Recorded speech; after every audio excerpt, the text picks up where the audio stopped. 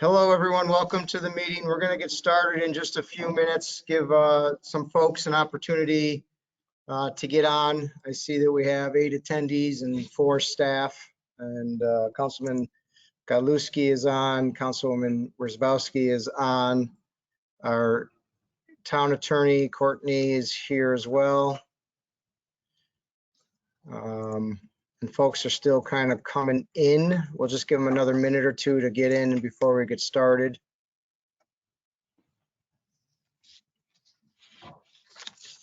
You going to the gym these days?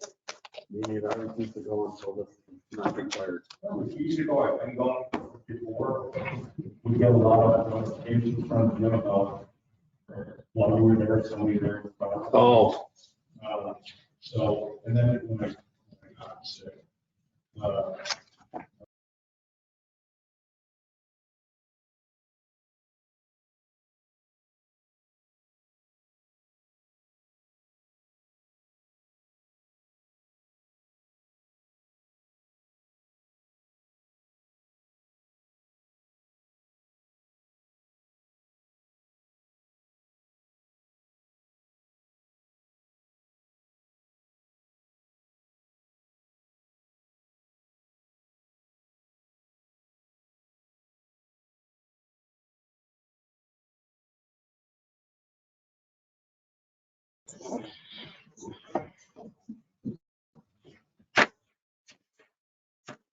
Good evening. Welcome to the February 17th meeting of the Glenville Town Board. Please rise for the invocation and pledge of allegiance. You join me in prayer. Dear God, please help us tonight to open our ears so that we truly hear one another. When we open our mouths, let us share with one another. When we open our minds to God's wisdom, which is revealed in each of our ideas, our thoughts, and our opinions. Open our hearts so that we can become a team focused on a common goal on this day. And may you endow us with the spirit of community and the sense of common purpose as we do our work on behalf of our great residents. Amen. I pledge allegiance to the flag of the United States of America and to the republic for which it stands, one nation, under God, indivisible, with liberty and justice for all. Please call the roll. Councilman Martin. Here. Councilman Aragosa. Here. Councilman Galuski. Here. Councilwoman Wierzbowski. Here. Supervisor Pettsley. Here. So thank you all for being here tonight. I just want to note that there are no changes on the agenda. So we'll get right to the agenda tonight, and we'll start with town council reports. I'll start in the room this time with Councilman Aragosa. Just to talk a little about next Tuesday at 6 at Collins Park. There'll be a mass food drive sponsored by the Buchendall Lodge. It's starting at 6. And I think that's all I have at the moment. Thank you. Thank you. Now I got to the other side of the room. Councilman Martin. Everybody's in a different chair, so the presets aren't set on this. So there we go. Councilman Martin. I'm all set there. Oh, all that for all set. Okay, back to home. Okay, so we'll start with on the webinar, Councilman Galuski. Just a couple of things, Mr. Supervisor. I was fortunate to attend Detective Marchuka's walkout ceremony last Friday at Town Hall. It was my first walkout ceremony. Unfortunately, I'd missed Officer Nethaway's. But I did just want to say, you know, what a great turnout for a terrific member, now retired member of law enforcement. Detective Marchuka served for 31 years, and I wanted to thank him for his service, and also thank Lieutenant Petrosky for his service. He served with the department for over 20 years, and certainly grateful. I mean, these are big, both literally and figuratively, big shoes to fill for the town of Glenville and for the police department. thank them. I wanted to thank them both for their service. And also to just note how fortunate we are to have the steady hand of Chief Janik guiding this process as we look to elevate some folks and to fill some positions in the department. And I also wanted to kind of moving along. I also wanted to maybe give I guess a double shout out to the food pantry that Councilman Aragosa had talked about next Tuesday, February 23rd at 6 o'clock at Collins Park. Village Trustee Justin Cook has been integral in setting this up, and he has spoken a little bit to me and I believe to Councilman Aragosa, and I'm sure he'll reach out to other board members about the possibility of doing another food drive as kind of like a joint Glenville Scotia thing. Certainly every time one of these occurs, there's a great need. It does show that there are folks in our community that really benefit from these food drives. And I do think it would be a great thing for us to collaborate both as a board and as kind of a joint, group for two boards, the village board and the town board, and kind of finding a location and a place where we can serve the residents of our community with something like this. So I did want to just point that out. I'm sure Justin will be reaching out to you, Mr. Supervisor. And that's all. Thank you. Thank you. Councilman Worzbowski. Yes, Mr. Supervisor, I would like to join my fellow council people in thanking Bill Marchuka for his many years of service to our town. 31 years is a long time to be committed to a life of service, and it does not go unnoticed that he definitely made a positive impact for many, many people. I remember when he came to Glenville from Saratoga County with Chief Janik, the talk on the street in the fire departments was, did you see those two guys from Saratoga County? They were ginormous. So they are very big shoes to fill, figuratively and literally. And I hope that he enjoys his retirement. It is very well deserved. He said to me recently that the very first time he ever met me was on a call for the fire department.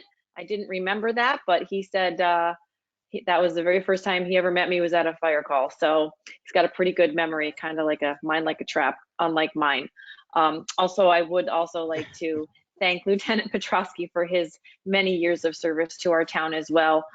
Mike is just somebody who's got a big heart and definitely put our residents first in all that he did. He was always very welcoming to me, always answered my questions, was always open to me saying, hey, I heard about this and what do you think? And was always a good support for me as a board member, especially as a new board member. So I wish both of them well, and I hope that they enjoy their retirement. Great, thank you. We'll move on to the rest of the agenda. And at this moment, we're on to item number 5, which is the public hearing regarding the extension of sewer district number 9 to include 58 Swagger Town Road. I will open that public hearing. This is for any and all who wish to be heard. Please raise your virtual hand if you so choose to be heard on the sewer extension for 58 Swagger Town Road. Going once, going twice, seeing none, that is now closed. Move on to the second public hearing of the night. Item number 6, a public hearing to establish an extension for the sewer district number 7 to 5 Van Slyke Avenue. We will open that public hearing up. Anyone wish to be heard on that matter? Extending sewer district 7 to 5 Van Slyke Avenue.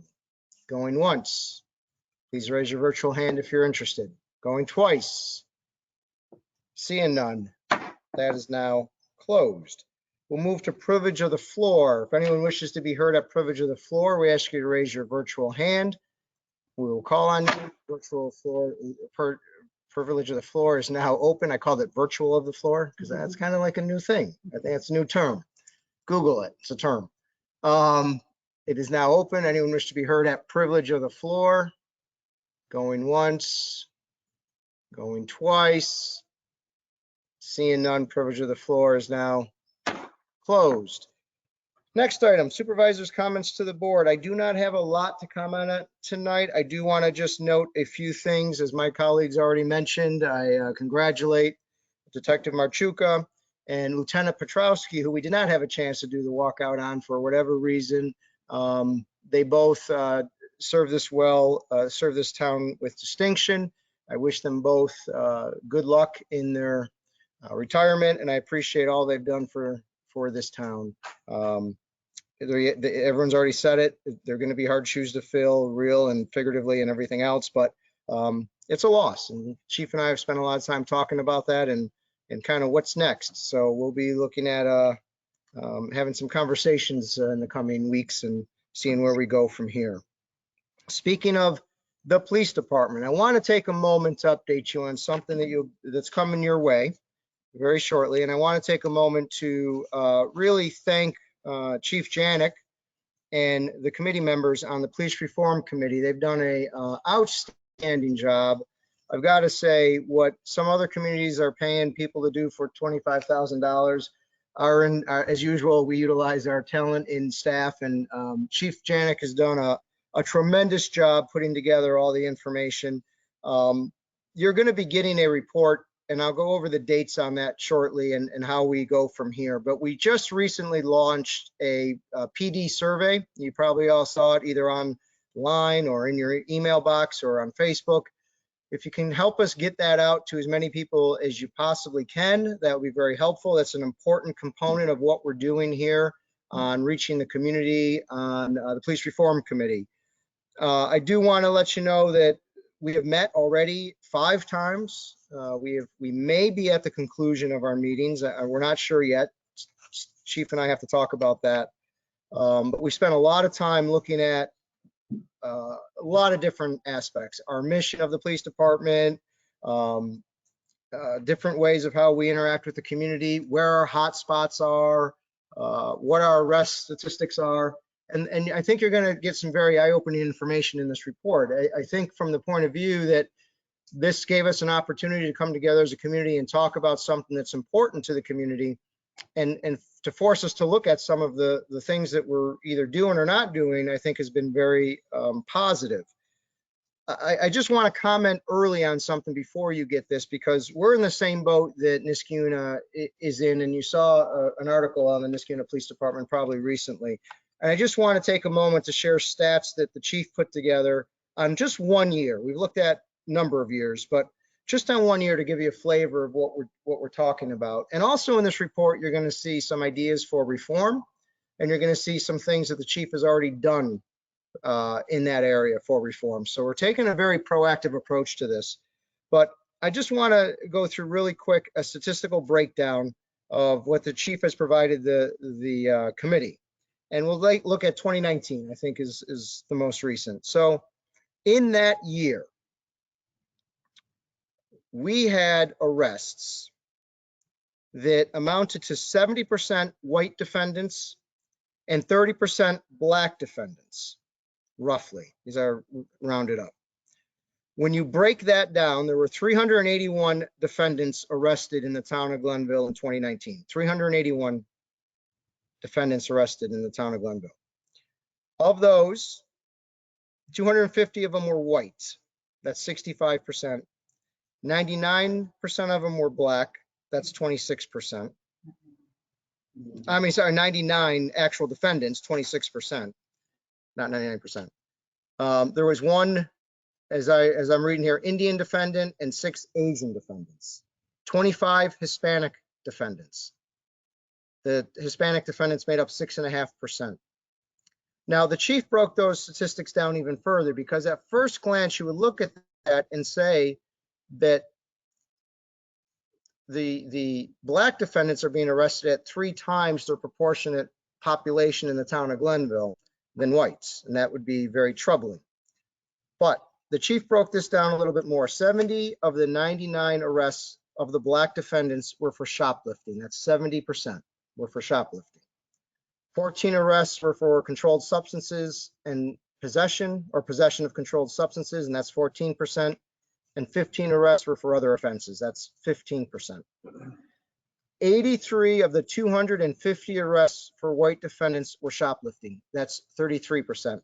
So of the arrests, 33% of the white arrests were for shoplifting. 70% of the black arrests were for shoplifting. I have that right so far, Chief? Okay.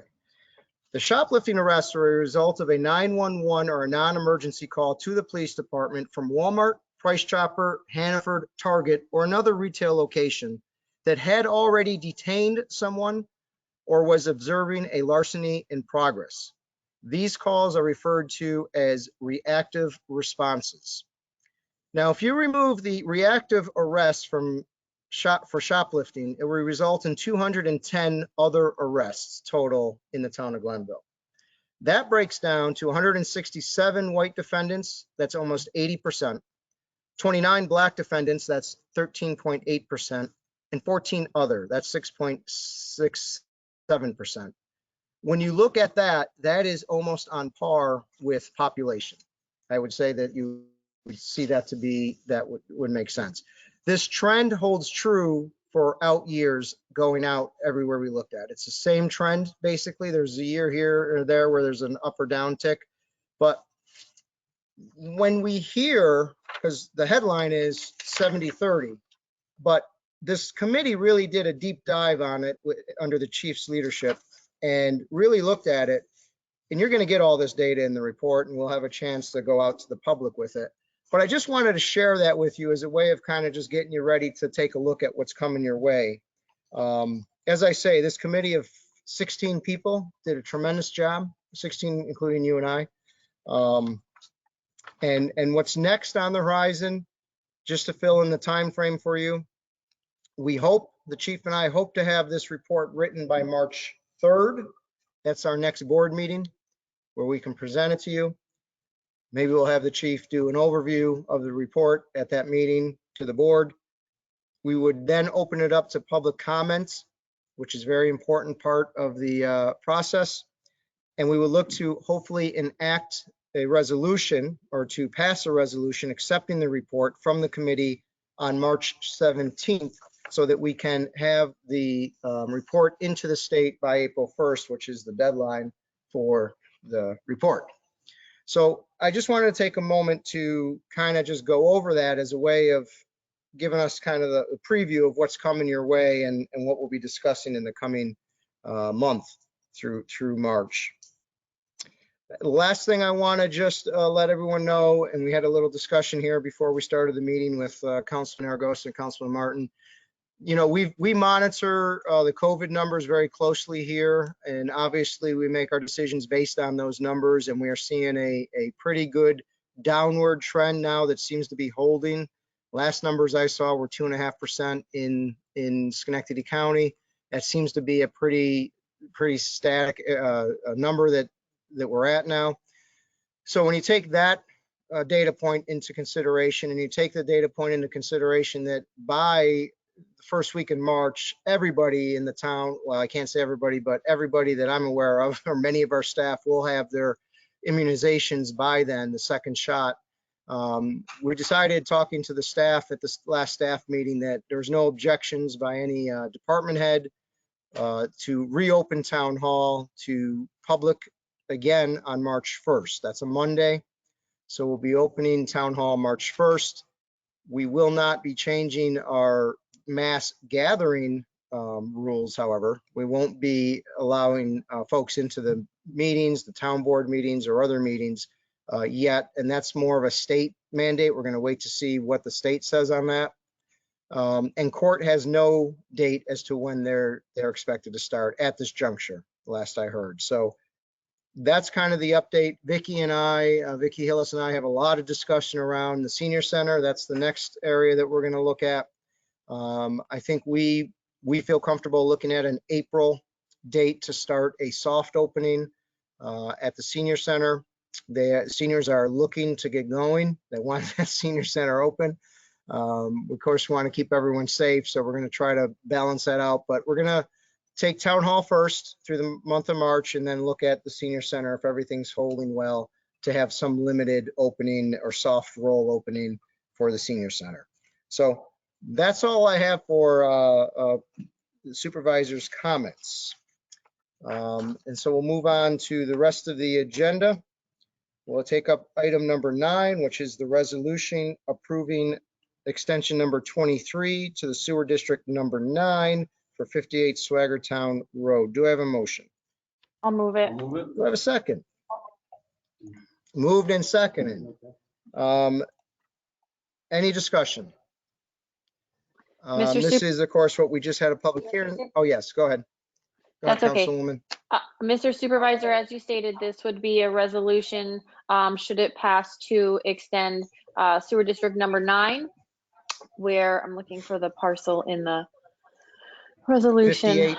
58 Swaggertown Road. And it should just be, I just like to note when we have these, the expense of the extension will be borne by the property owner, not by the town. Thank you. Any other questions or comments? Just to say, if you just see it, continue to go on our service, it's kind of a big deal for a lot of reasons. Number one, we're taking the water out of the local area and pushing it through a treatment plant and out to the river. Thank you. Sorry, I just get the camera there and he's done. No one's in their predetermined spots. So. Any other questions or comments? Seeing none, please record the vote. Councilman Martin? Yes. Councilman Aragosa? Yes. Councilman Godlewski? Yes. Councilwoman Wozzowski? Yes. Oh, Supervisor Kettler? Yes. Hold on a minute. I got some, again, they want to restart the computer. We do not want that. Okay. Resolution passes. Next, resolution 10, approving extension number 12, sewer district number 7, to the property commonly known as 5 Van Slyke Avenue. Do I have a motion? I'll move it. Do I have a second? Do I have I saw your mouth move. That's why I said we have a motion here. I'll second. We have a second. Moved in second. Any discussion? Mr. Supervisor, this resolution, should it pass, would authorize an extension to sewer district number 7 at the property of 5 Van Slyke Road. And just like the previous resolution, the expense of that extension will be borne by the property owner, not by the town. Any other questions or comments? Seeing none, please record the vote. Councilman Martin? Yes. Councilman Aragosa? Yes. Councilman Godlewski? Yes. Councilwoman Wozzowski? Yes. Supervisor Kettler? Yes, resolution passes. Next, resolution 11, authorizing the purchase of 2 vehicles for the police department. Do I have a motion? I'll move it. Do I have a moved and seconded? Just to start the discussion, I just want to point out that this really was the good work of Chief Janik, who's here tonight. The one marked police vehicle was in the budget. The one unmarked police vehicle is not in the budget. I just want to point that out. But we do have some issues going on with our vehicles that the chief seems that it's the right and proper thing to do is to replace the unmarked vehicle at this juncture. Because as I understand it, we have an opportunity to purchase 2 2020 Dodge Durangos on the bid award list, which I think is probably a base price, previous year base price. So that's a little bit of a savings for us.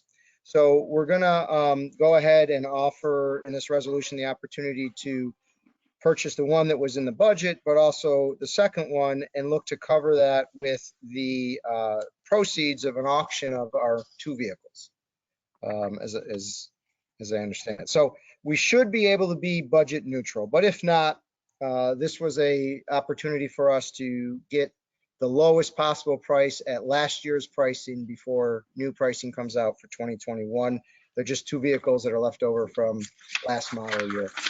So this would allow the chief to expend $24,000 for the necessary equipment on those and $63,000 for the 2 vehicles. And then we would deem the Crown Vic as surplus. Do I have any other questions or comments on that? The only other thing I would say is I think this is a wise move to make at this point, because vehicle availability, from what I've heard, due to the supply chain concerns and now the most recent weather, the plants are being shut down because of the weather through the Midwest. It could be spotty at best. I think this is wise in that regard as well. Any other questions or comments? Seeing none, please record the vote. Councilman Martin? Yes. Councilman Aragosa? Yes. Councilman Godlewski? Yes. Councilwoman Wozzowski? Yes. Supervisor Pettsley? Yes, resolution passes. Next, resolution 12, authorizing the replacement of a steel bridge on Dawson Road. Do I have a motion? I'll move it. Do I have a move in a second? So here, just for discussion again, this is something that was in our 2021 budget. This is a bridge that the town owns. It's approximately 20 feet, 6 inches long and 26 feet wide. And it is, as aptly named, on Dawson Road. Delaware Engineering finds that the structure does need to be fixed, as steel beams have been corroded, the abutment walls have cracked, and in the interest of safety and public concern, it is something the town needs to address to make sure that we are doing everything properly and safe for our residents traveling over the bridge. So this would allow for the town board to authorize the expenditure up to $528,000 to replace the bridge located at near 510 Dawson Road. Any other questions or comments? How long has the bridge been there? The existing? Oh, God. Tom's Years. not on the call. He would know, but yeah, it's been there. It's very old. You got the money on the first one. so probably Yes. It's time to do it. Let's get it done. It's Any other essentially questions or been, comments? it's essentially been weight restricted for at least 5 years, to the point where fire trucks are not supposed to drive over it. Garbage trucks, heavier trucks are not allowed on the bridge. So this project has been a long time coming. Thank you. Any other questions or comments? Seeing none, please record the vote. Councilman Martin? Yes. Councilman Aragosa? Councilman Godlewski? Yes. Councilwoman Wozzowski? Yes. Supervisor Pettsley? Yes, resolution passes. Next, resolution 13, authorizing the issuance of a serial bond to replace the bridge on Dawson Road, estimated at $528,000. Do I have a motion? I'll move it. Do I have a second? I'll second it. Okay, that's second. Moved and second. Any discussion? This is just this authorizes the bonding to pay for the project you just all authorized. So you kind of need one and the other. We got it. Any other questions or comments? Seeing none, please record the vote. Councilman Martin? Yes. Councilman Aragosa? Yes. Councilman Godlewski? Yes. Councilwoman Wozzowski? Yes. Supervisor Pettsley? Yes, resolution passes. Next, resolution 14, approving monthly departmental reports for January 2021. Do I have a motion? I'll move it. Do I have a second? Moved in second. Any discussion? Mr. Supervisor, this is one of our regular resolutions. This would approve the monthly reports from the last month from all the various department heads as submitted through each council member's email. And I thank them for preparing them. Thank you. Any other questions or comments? Seeing none, please record the vote. Councilman Martin? Yes. Councilman Aragosa? Yes. Councilman Godlewski? Yes. Councilwoman Wozzowski? Yes. Supervisor Pettsley? Yes, resolution passes. Next, resolution 15, approving the minutes for the regular town board meeting held on February 3rd, 2021. Do I have a motion? I'll move it. Do I have a second? Moved and seconded. Any discussion? Mr. Supervisor, as indicated, this would approve the minutes from the last town board meeting. And I would thank Ms. Niels for putting that together for us. Thank you. Any other questions or comments? Seeing none, please record the vote. Councilman Martin? Yes. Councilman Aragosa? Yes. Councilman Godlewski? Yes. Councilwoman Wozzowski? Yes. Supervisor Pettsley? Yes, resolution passes. We are done with our resolutions. We're moving on to item number 16. This is actually a discussion point in lieu of having our work session last week. This is just for us to have a board discussion on the issue that is commonly known as the bridge strikes at Glen Ridge Road Bridge within the town of Glenville. and the specific local law proposal regarding the prevention of these strikes within the town. It's important to have this conversation now as opposed to waiting till the work session in March, because we're in conversations, or will be in conversations shortly with DOT, and we really need to know, folks, attitudes and opinions on the board, so that when we're talking with DOT and others involved, that we have an understand, we're all on the same page. And I think that's very, very important. There's a lot of information out there. There's a lot of proposals. I want to take you through the local law that I'm proposing and the overall comprehensive proposal, so that people can get an understanding of what has been proposed already. So as we had mentioned, someone's shuffling their papers. That's okay. I'm sorry, It's that's just- me. I'll mute myself. That's okay. That's right. The proposal overall, and the local law is a piece of it, really focuses on a strategy to promote education among drivers and the trucking firms, and we'll get to that in just a moment, to try to employ more deterrence for striking the bridge and to deploy options to prevent the bridge to be struck through changing the truck route in the area. So the plan includes, first and foremost, a local law that sets a penalty somewhere between $400 and $500. And I think Courtney had weighed in today that $450 is the maximum that we have the authority to levy in the local law. So $450 would be the recommendation to go to the max, and to make that, talking with Chief Janik, a mandatory issuance of a ticket. Right now, there's discretion under state law, which would be $150 max, as I understand, and it may not always be issued. Go ahead, Courtney. Sorry, the V&T law, so for a first offense on a failure to disobey a traffic control device would be 150. If you had a second offense within 18 months, it would be a higher fine. And then a third offense within an 18-month period would get you that $450 fine. So it's a graduated step fine under the vehicle and traffic law, depending on how many tickets you get for the same offense within an 18-month period. Okay, thank you. So what we're considering for legislation at this juncture is only that local law. I have it here, actually. I gotta hand it out. Sorry. Somewhere. I have so many papers. There you go, Mike. Gina and Mike, I wasn't aware you weren't coming today, so I don't know if you have it in your packet or not, but we'll go over it in just a minute. It's short. It's very short. After that, the next points on this plan really aren't legislative in nature, but it really is more of just talking about how we want to react and what our policy is on using of those fines. And my proposal going to DOT is to take these fines to help deploy technology which will better prevent bridge strikes from happening. The technology we're talking about is laser beam technology that, as I understand it, talking with you, Chief, is deployed somewhere in the state.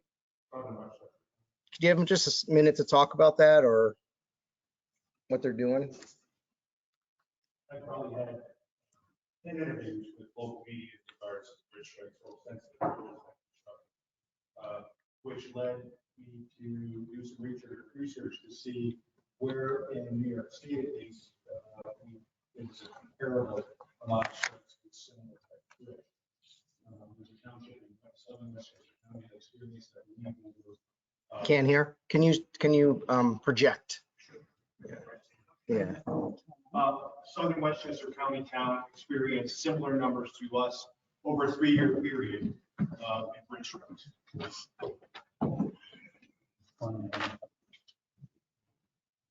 So looking at that, New York State, the governor's office issued some funds to think about it, put together a study to see what they could install at that bridge, which consisted of basically a laser that would gauge the height of the truck as it came through a certain distance before it reached the bridge, and a series of lights that would indicate, similar to what a train sees when it should be going through a certain area, to stop the truck from coming near the bridge, indicating that it's over the height of the bridge.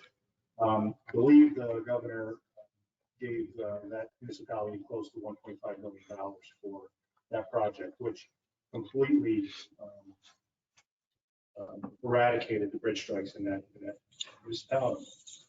That is something that I talked to the media about. That's something that they've also discussed. So I think that this is continues on our part to be a way that we can solicit the state to look deeper into the bridge strikes and to help us with some technology that would eliminate this. The problem that we're seeing is that some of these trucks that are striking the bridge, the debris that comes off of the trucks, the amount of damage that's done to these vehicles, vehicles that are passing in an easterly direction, 99% of the trucks that strike the bridge are going in a westerly direction into the town. Vehicles heading in an easterly direction towards Clifton Park, if they pass under that bridge at the same time the truck strikes it, sheet metal debris, other parts from the truck, whatever's contained in the trailer portion of the truck, eject from that vehicle. Luckily enough, we haven't had any serious injuries at the bridge, but it's bound to happen. I think the percentages are telling us that it's going to happen at some point. So we really could use this technology. You could take the microphone down there too, so later it reaches, it's pretty long. Thank you, Chief. So that's another portion. Now I got to turn this down because we're a little loud. That's another portion of what we like to do. Again, not part of the local law, but part of policy. The third piece is encouraging more education with the trucking companies themselves by utilizing a ticketing system. The chief and I have talked about this too, that would allow us to identify the owners of the trucking line, the trucking firm, and to send them a notice that they have a driver who has struck a bridge with a truck that they own. Now, they may be getting that through the insurance company already, but they may not be getting it's not an actual notice from the town of Glenville. By doing this, this may help us, and the word is may, and we're still exploring this, help us to pursue civil responsibility after the trucking firm has been put on notice. So that's another opportunity for education to the firm, the trucking firm. So now we've reached the driver. Now we're reaching the trucking firm. And lastly, Melissa and I have been working on this, is to try to establish a trucking route. The key is we have got to stop the trucks before they even get onto Glen Ridge over 146. And we need to prevent them from coming down that area because it is very tight. It is very dangerous to try to turn the truck around, and it ties up traffic and still ties up resources to either try to turn it around or to back it up. The key is they have got to find another route prior to getting onto Glen Ridge.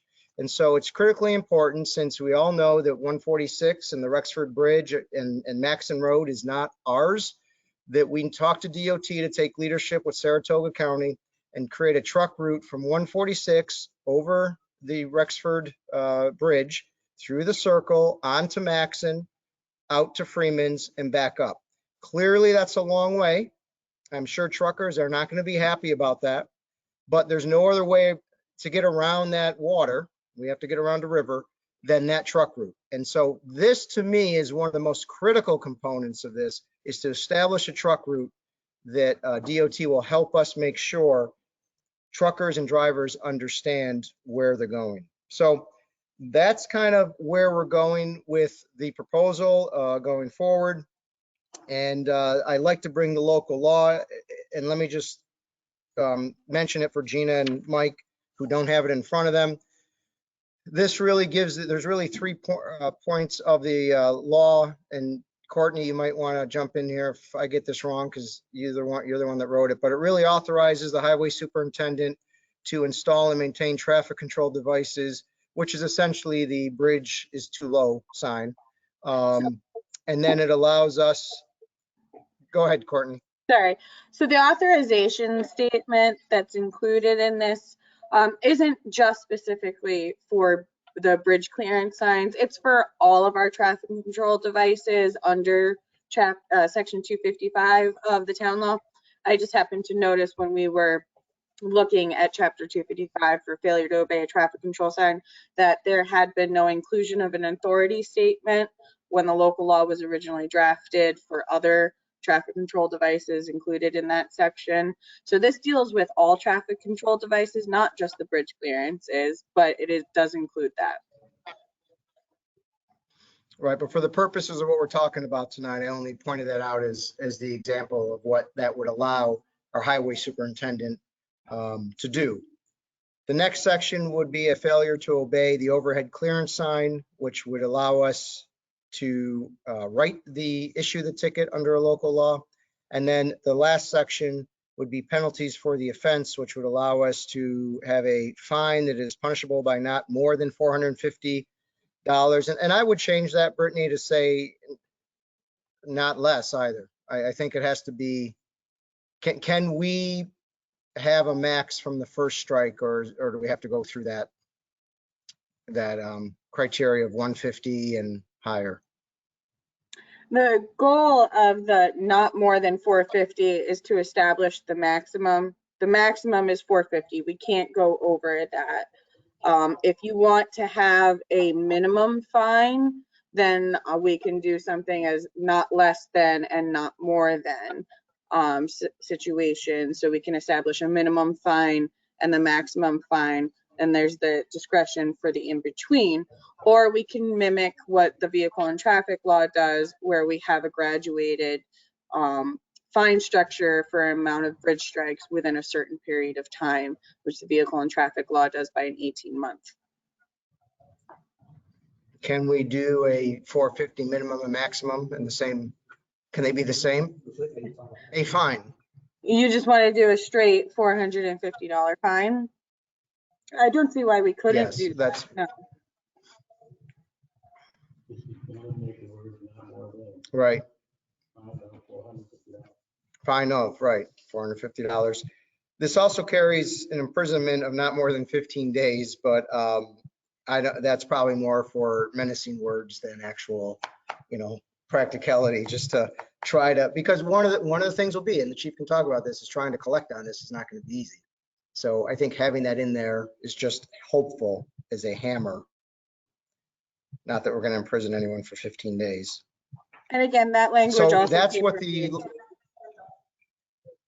okay. I have a question. Yeah. On item A there, that refers to the installation and maintenance of traffic control devices. So this is a state route. It's on state-owned land. The bridge, as I understand it, is a piece of state-owned infrastructure. No, that's CP. No, private CP land. rail. All right. So the placement of traffic control devices in a state corridor involving a CP rail bridge, is that subject to any permit review from DOT? So the vehicle and traffic law specifically authorizes local governments at section 1682 to determine the need for authorization and placement of maintenance and traffic control devices. And at section 1660, specifically subsection C, authorizes towns to specifically place overhead clearance signs for bridges within its district. So although it is a state road, we have the purview by the VNT law to make the bridge clearance signs and place them where they're needed on that front. The trucking route option that Supervisor Ketley was talking about, because it is a state road, is going to require the cooperation of DOT, because we can't do that without their permission on that front.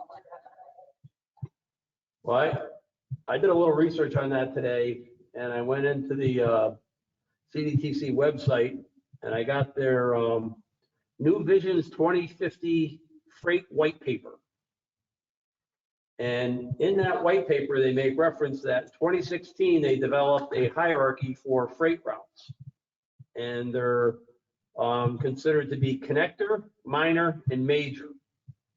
And Route 146 from Clifton Park, and then it takes a left turn southward into Rexford, that is considered to be a minor freight route by their designation.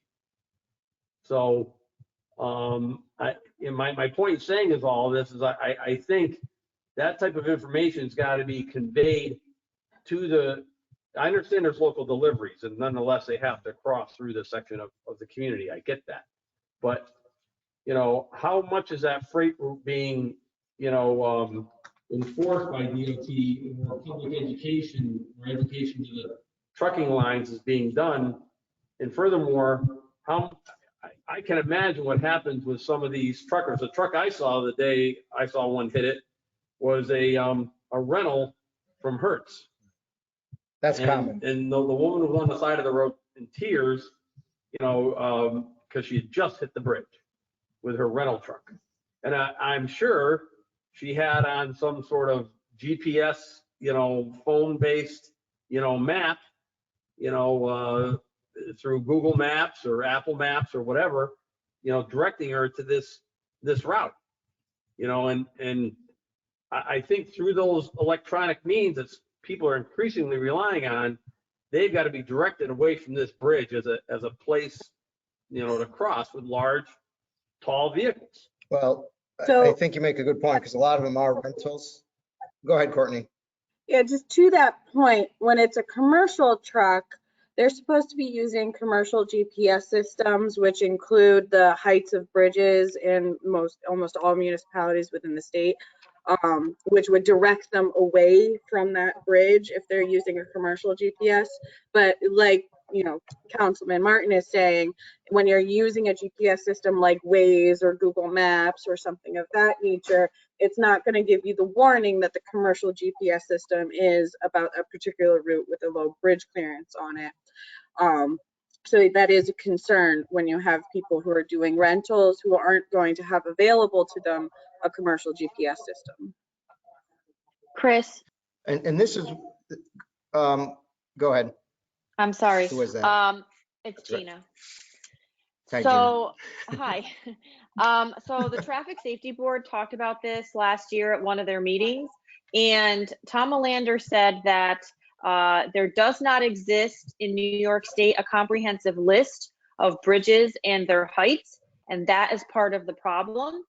He also said that because that list doesn't exist, even with the commercial GPS, it may not show up because there's no way for commercial GPS to download a list that doesn't exist. So I'm wondering if traffic safety might not want to sink their teeth into the education part, because I do believe it is a personal dream of Tom to create a list like that and perhaps start it It's in probably got it Glenville, but partially done. he probably does. It would not surprise me a bit, but I'm wondering if, the educational part might be something we could ask traffic safety to help with. I know traditionally that's not necessarily their purview, but this is an issue that's come up almost every meeting that I've been to since I've been the liaison to that committee, and they are engaged on it. And if they had direction, they might actually, might want to come up with some ideas for the educational part and how to get the Agreed. word out. Could That's a I good point. chime in a I little did bit on ask that as well? I've just been waiting to get to the chief. Then Mike, I'll come to you. I did ask the chief here tonight so he can give us some data as to what's happening. It kind of ties into what Jim was saying on the strikes, who's hitting them and that kind of stuff. And then Mike, will come to you. Sure. Go ahead, chief. Over the last 3 years, we've had 36 official reports for trucks. Chief, we can't hear you. How many years? Over the last 3 years. 3 years. Actual reports that we've had. Can you hear him? It's very muffled. Mike, you can't hear him? Chief, I hate to ask you, but why don't you come up here? Just take that microphone, and this is how we sit when we do the police reform thing. So Chief and I are very familiar with, but he was pretty loud. Okay. I think so. I hear you fine. So again, I'll repeat, over the last 3 years, we've had 36 official reports that we had to complete for bridge strikes on Clarence Road. Which caused around 119 Glenville Police Department personnel hours to investigate those reports, including over 13 and a half documented overtime hours. So the estimated cost for that those bridge strikes was approximately $5,000 in extra costs at the town from the taxpayers. So I just wanted to make a quick comment on what Councilman Martin said in regards to GPS and what's being talked about. And that is, not only do we have the strike, but we also have the opportunity to talk to most of the drivers. And the commercial drivers that we speak to, not the ones that are renting vehicles or local delivery trucks. A lot of the commercial drivers are using their personal GPS. And the reason for that is that personal GPS, and usually in Google Maps, it's giving quickest route, all right, the most, the fastest route. And to talk to those drivers, they're on a time frame. So Exactly. they're looking for the quickest route to where they have to deliver the material. So, and the other thing is that during the engineering of that bridge, one thing that probably really wasn't considered was the fact that you have a large bridge prior to the short bridge.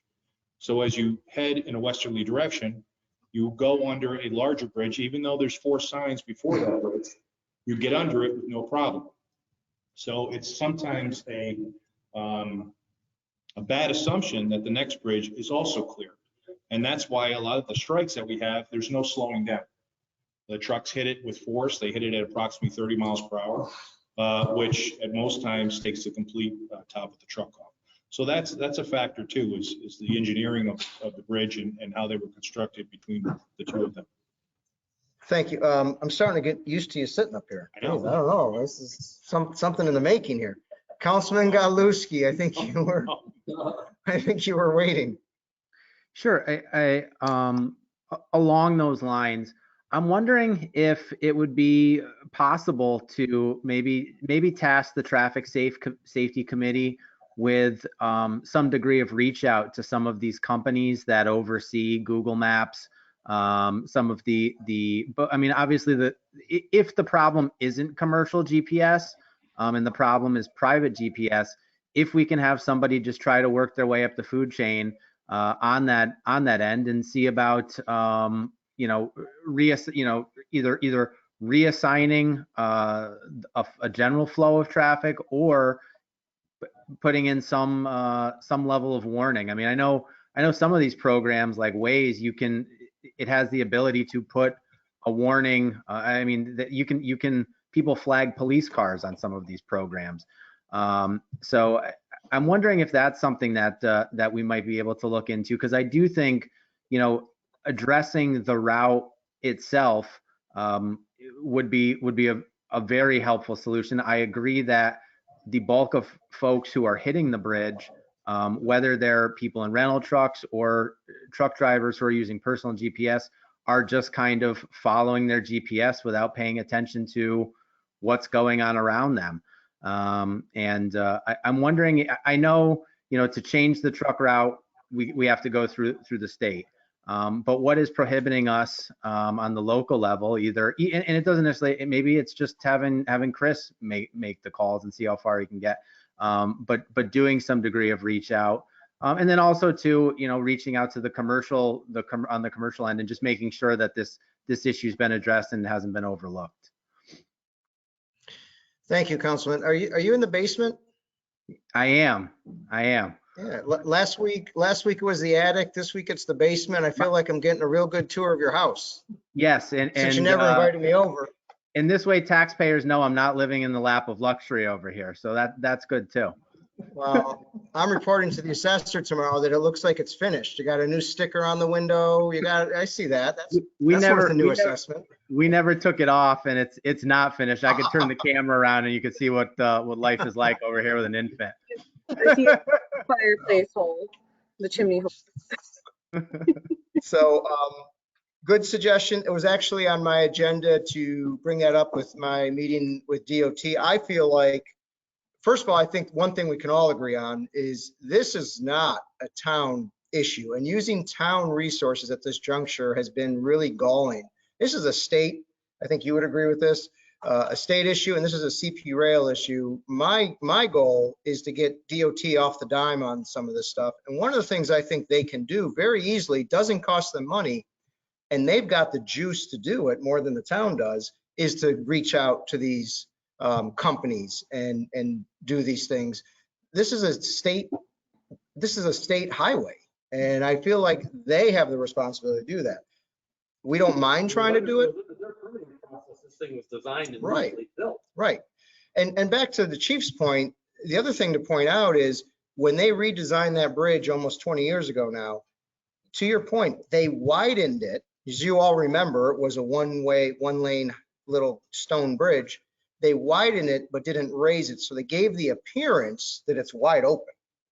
And I'm not excusing the driver. They still have to know how high their truck is, and they still have to read signs. But really, they did a disservice on making that bridge the way they did without raising it. I still see people on Maple Avenue for truck drivers. I've seen at least 3 in the last year. The real short, narrow bridge that exists on Maple Avenue. I've Oh, yeah. seen that they never see the sign that's up by Stewart's. They have to pull over. Traffic is backed up. Well, they figure out a way to maneuver in that. It's only because that bridge is so small and so tiny that they recognize, yeah, I'm not going to fit. Right. But they never see the sign for that precedes Right. the situation.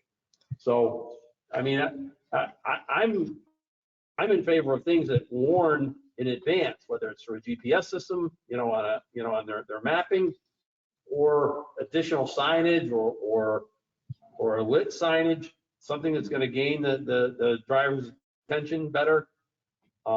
We need to catch these things in advance before the person just decides to pass through. I think you're right. Sign it. I drove down there the other day just to remind myself. There's, I believe I counted correctly as I was going through, 5 opportunities for signs in a 3/4 mile span. And of those 5 opportunities for signs, they're actually double because they're on both sides of the road.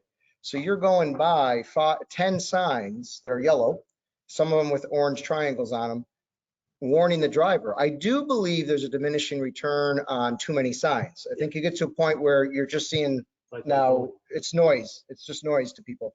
The laser system with the lights that will beam, I think have an opportunity with the lights flashing.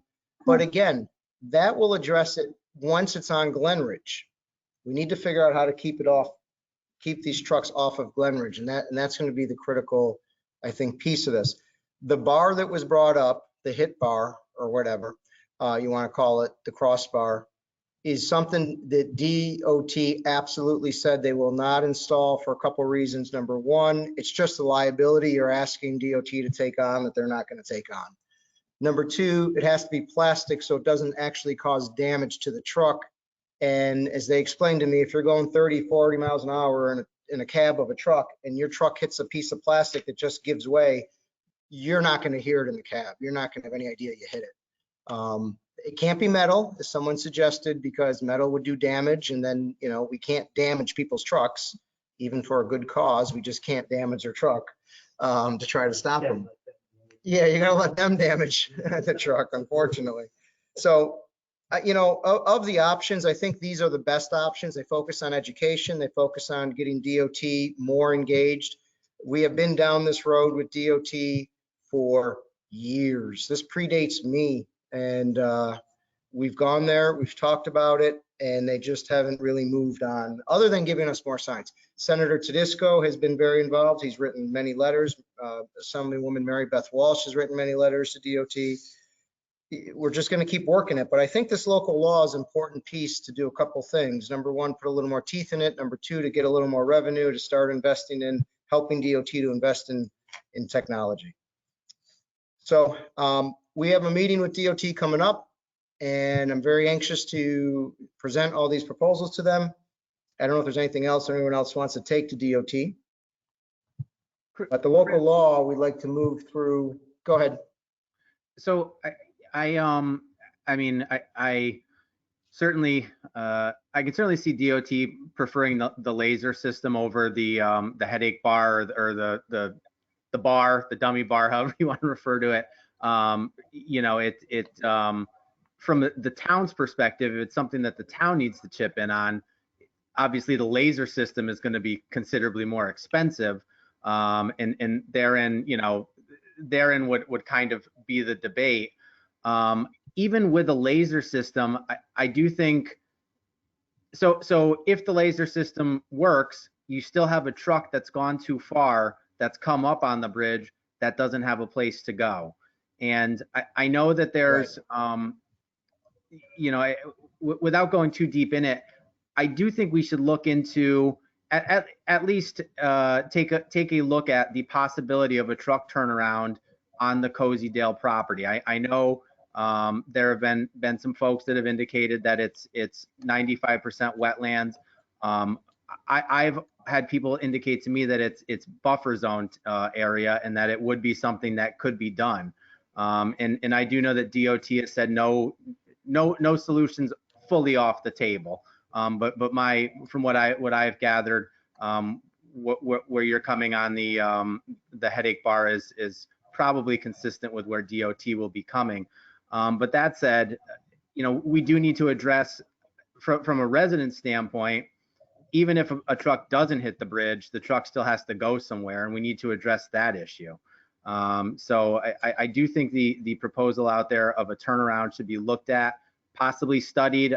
You know, if the town wanted to look at putting either the traffic committee or a joint effort between the Parks Committee and the traffic committee, however you have it, but see about the feasibility of it, see if it's something with permits, and with and if it's in the best interest of that land. I mean, you know, some of the feedback I've seen on social media is some people are opposed to disturbing that land at all.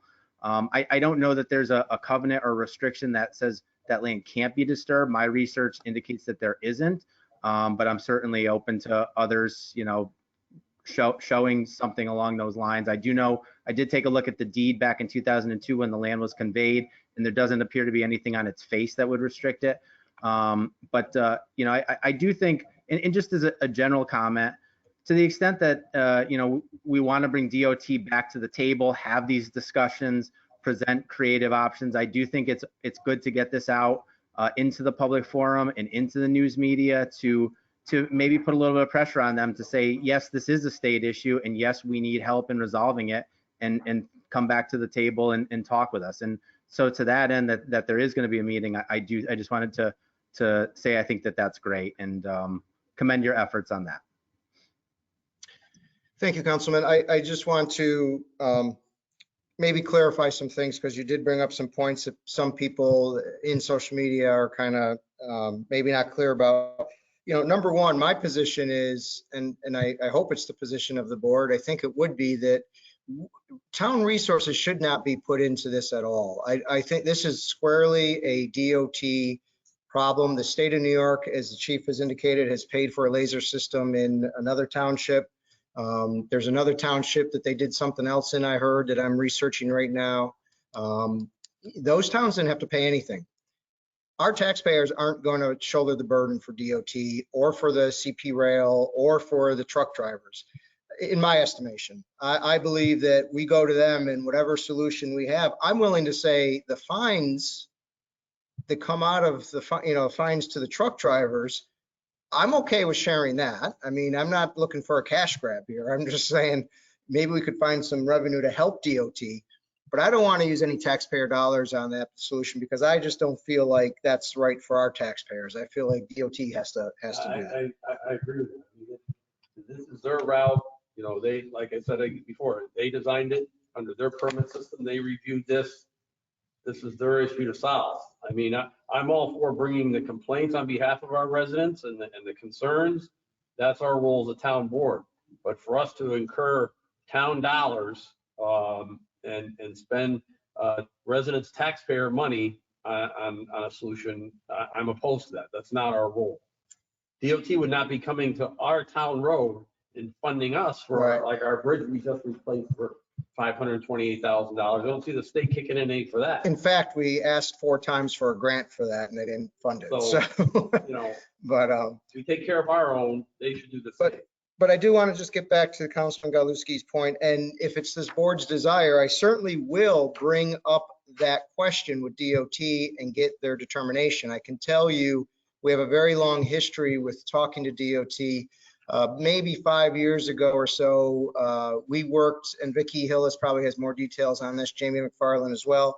We worked on trying to get a little parking lot there. And if you look at that map, there's a little white area that doesn't have any adjacent wetlands or DOT wetlands or DEC wetlands.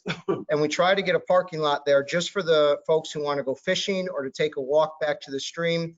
And DOT said, absolutely not.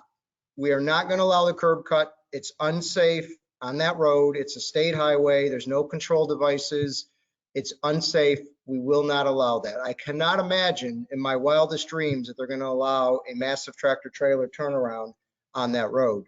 I also want to point out why we have to, why I thought it was so important that we have to stop the trailers from going down Glen Ridge is once you get to the bridge and you stop, God willing, you stop, you still have to back up 500 feet to get back to Cozydale.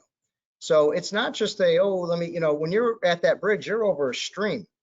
You can't turn around there. You have to back up. So it doesn't really address the issue because the police will still have to be on the scene. The police will still have to back up the truck, albeit a little bit shorter to try to get the turnaround going. And although some of the wetlands are what they refer to as adjacent wetlands, and Jim can shore me up on this because he knows better, you can mitigate that if DEC allows you to mitigate it. But the point of the matter is you're still destroying a habitat. Even if you replace that habitat 5 miles away in, say, Indian Meadows, you're still destroying this habitat. And there is no deed restriction, but there's an understanding that that was purchased by the town, $496,000, to have $446,000. Oh, how much? Oh, 46,000. I thought you said 400. Sorry. Many, many years ago, but it was to have an open. The idea was to have an open space for the meadow, for using the stream, and for having the birds in that habitat. So, to say, oh, we're going to go build a habitat somewhere else, you're still destroying that habitat. To me, I'm just going to go on the record right now. I'm against destroying a habitat in a nature preserve to build a parking lot. That's just me. Now, if the board desires that I bring that conversation up with DOT and see what they say, we will. I will. And I'll just see if they say, oh, yeah, we'll give you a curb cut. And then we'll have to talk about the idea if we want to actually do it or not. But I would not be in favor. Mr. Supervisor, Yes. I'd just like to weigh in on the idea of utilizing the property at the very entrance to our town. I appreciate that it's a kind of an out of the box kind of solution that may or may not work, but I don't think that I would support turning the gateway to our town into a turnaround for trucks. I think that park aesthetically is very pleasing. It's a nice entry into our town. Enough other places in our town where we're entering that we've been struggling with making it look welcoming. Aside from the fact of I tend to agree with you that I don't think it would be appropriate to disturb wetlands, whether they're a buffer zone or not, in an area that, I know that people fish and they bird watch and they use it passively, and that was the intended use of that property when it was purchased. And and maybe there's no deed restrictions, but I don't know that I would be comfortable doing that. And I also feel like I agree with Councilman Martin that I don't think that while it's happening in our town, and I understand it is affecting our town, it's affecting our residents, it's affecting drivers that travel through our town, it's affecting the truck drivers that are coming, trying to make it through the town. I understand that, and I understand it's costing us money, but I think we need to be a partner, and we need to have a voice, and we need to keep pushing, and we need to keep suggesting things, because that's part of our role. But I don't think that spending town resources to construct a truck turnaround is something for an issue that's not our financial responsibility is a good idea. That to me would be like an extreme last resort, if at all. I don't know that I would be able to support that. But I will put it on our agenda for the DOT meeting and just again, get a final determination from them one way or the other. You know, one thing I do take a little issue with DOT and the newspaper saying they've not said no to anything. That is patently false. And we have video of that. We have video of their spokesman saying no to many ideas. Patently false. And I was very disappointed to see that happen. And that will be on my agenda as well, in my discussion with them. Anything else on this issue? If I could just very briefly. Yes. So my kind of talking about the idea of, I also agree that you know, as far as spending taxpayer money, town taxpayer money, that shouldn't be the way that this operates. I was referring a little bit more generally to the money coming in based on the fines, and I do support fines and the mechanism under the town law, whether it's a civil penalty or a violation of some kind. It Certainly. would be a traffic infraction for this traffic issue. I actually do have a question about that. Is there any arguments or any issue with us enacting a law that is essentially superseding section 1110 of the vehicle and traffic law from a revenue standpoint? Like, is this going to be something where we have somebody from the state that's saying you've essentially developed a mechanism to take revenue that would otherwise be state revenue? No, because any of the fines that are collected under section 1110A of the vehicle and traffic law are already automatically fully going to the town. So what happens is the justice court collects those fines, it goes to the comptroller, and then whichever municipality that fine was issued in goes back to that municipality. So Okay. we're not taking any revenue away from the state. It's still revenue we were getting anyways. In this instance, we're just setting it up in our own way.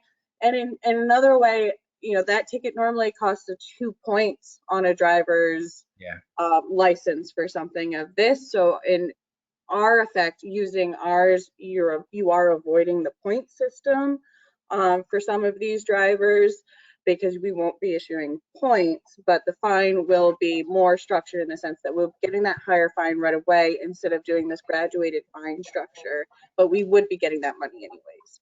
Okay. And on the truck turnaround, just a couple of points, and I agree with your sentiments and with Councilwoman Worsbowski's sentiments. I in no way wish to destroy a habitat, wish to you know, what I would like to know or to find out the answer to is, you know, is there a way to do this where it's not going to completely upset the ecosystem? I guess I would just like, you know, in having this general conversation, if you're going to be meeting with DOT, to just ask about it. I do think, you know, from their standpoint, I would think there probably is a difference between a parking lot for somebody going to use Cozy Dale versus something that's geared towards alleviating a public safety issue. And in considering that some of these permits are discretionary, there may be more wiggle room on that. But it's something, when looking at, you know, the whole host of options here, it's something that I would at least like to. I wouldn't like to just cut off at the hip and say, you know, this is going to destroy a habitat, so it's a no-go. Let's get a couple of answers on it and you know, kind of compare it and kind of go from there. We'll bring it up. I'll bring it up. I'll talk to Melissa. We'll bring it up at DOT, and I'll push them for a definitive answer. I'm not going to take any of this. We'll look at it. We'll talk about it. So we should have a definitive answer on that hopefully by next week. Thank you. Any other questions or comments on that? So we'll move this forward. March 3rd is our next meeting. We'll call for a public hearing for March 17th, and then we'll take it from there and see where it goes. And by then we'll have information from the meeting with D. So I'll move on to new business. I started in the room. Thank you, Chief. Appreciate it. I started in the room earlier, so I'll start on the webinar this time. And on my left is Mike Godlewski, at least on my screen. Just to wish all the practicing Catholics and Christians out there a happy Ash Wednesday. I forgot to say that in the beginning of my comments, and that's all. Thank you. Thank you. Councilman Worzbowski. I have nothing. Thank you. Councilman Aragosa. Councilman Martin. Okay, thank you. I don't have any new business. I just want to point out one agenda item so far exists, which is Councilman Aragosa's Youth Committee initiative. Anyone have anything else? Either let me know now or email me by, oh, go ahead. I would like to go on for a discussion about endorsement of the roundabout at Queens Bridge Route. Chris, I'm sorry, I can't hear him. Me neither. He wants to put, Jim Martin wants to put on a discussion endorsing a roundabout at Freemansbridge Road and Route 50 on the work Okay. session for March 10th. Okay, so that's, all right. Anything else, let us know by the Friday prior. And other than that, I'll take a motion to adjourn. Do I have a second? Moved in second. All in favor? Aye. Any Aye. opposed? Bye. We're adjourned. Thank you very much, everybody. Have a good night, everyone. Bye, everybody. You too. Bye.